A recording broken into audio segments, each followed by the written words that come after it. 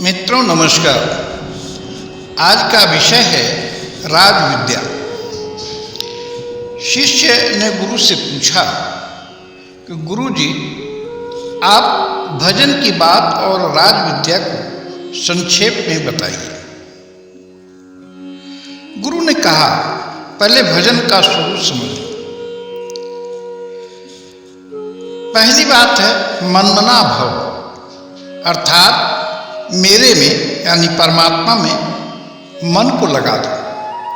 भाव ये कि मन को मुझे समर्पित कर दो। देखा जाए तो ये कितनी महत्वपूर्ण बात है।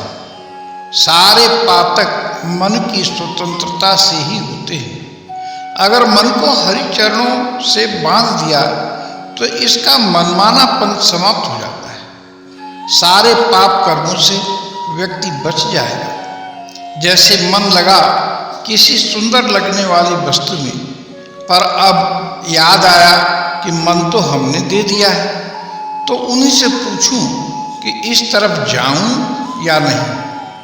अंतर में झांका तो आत्मा वही कहेगी जो आपके हित में होगा। गलत होगा तो रुकने की प्रेरणा हो जाएगी। इसी को संतों ने अमन होना कहा। मद भक्ता, मेरा भक्त बन जा।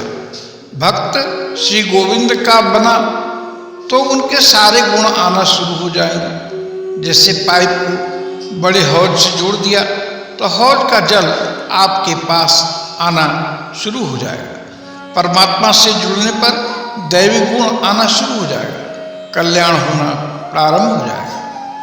तीसरी बात है मद्याजी। भक्त हो गया तो उसी गोविंद की पूजा भी होगी। चौथी बात है माम नमस्कुरु। पूजा किसकी होगी? उसी की होगी, तो उसी को नमन भी करो। मामे वैश्यस्य, मेरे साथ स्वयं को लगा दो। भक्ति उसी की, नमन उसी को, तो उसी से लगना भी होगा। मत परायणा, मेरे परायण होगा। भाव ये कि बिना मेरी मर्जी के कुछ न करो। युक्तैव मात्मानम, अपने आप को मेरे में लगाकर ऐसा भाव हो कि मैं गोविंद का और गोविंद मेरे। ये सब करो तो तुम मुझी को प्राप्त हो जाओगे। तो निष्कर्ष क्या रहा? मद भक्ता से तू मेरे को अर्पित हो गया। मनमना से तेरा अंतःकरण मेरे प्राण हो गया।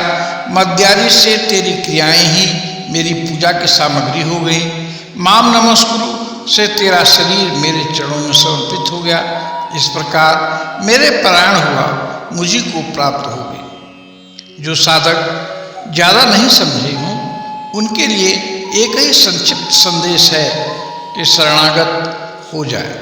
हृदय को मोह माया से हटाकर उत्धनासीन अर्थात उदासीन हो जाए, उसी के परायण हो जाए। उत्धन आसीन का एक अर्थ यह भी होता है ऊंचाई पर आसीन हो गया, बैठ गया।